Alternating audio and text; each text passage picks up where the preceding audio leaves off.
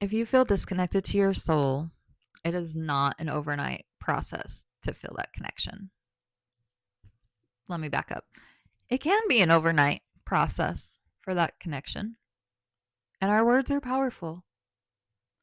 And anything that you say as a belief can program that belief. So, although there are people that have had life changing experiences overnight, absolutely possible. For most people, it's going to be a journey. For most people, it's going to be baby steps. For most people, it's going to be starting at the foundation, seeing where you're wobbly, seeing where we need to reinforce, and then building on that. And as we're building, we're decluttering.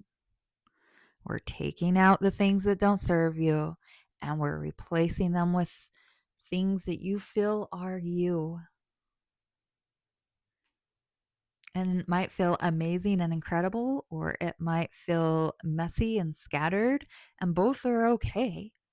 One doesn't mean that you're on track versus not.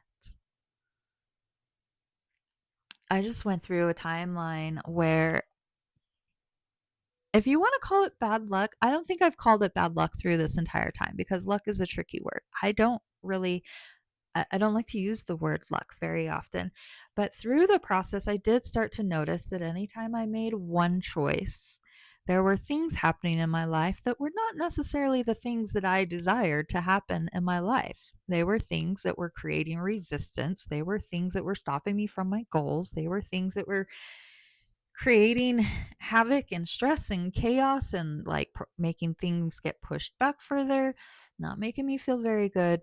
But in the end, it allowed me to see so much of my shadow side that I didn't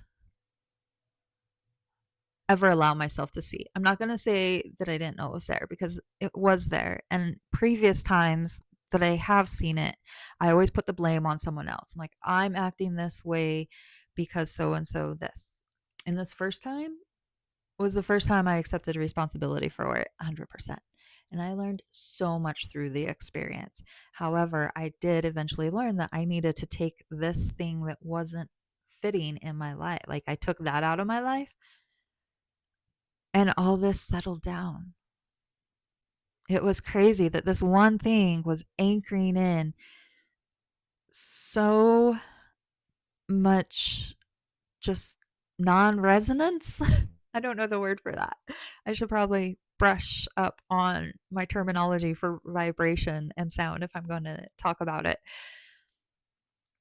I'm definitely not an expert in the fields educationally or professionally to that extent, but I don't believe that everyone needs a college degree in order to know what they're talking about. I know what I know, and I know that there's things I don't know. I'm not going to pretend to know the things that I don't know, but I know a lot. And so here I am trying to share it because if I can't explain it and repeat it to others to learn it, then I learned that maybe I don't know it as well as I thought I did. And then I can use that as inspiration to learn more.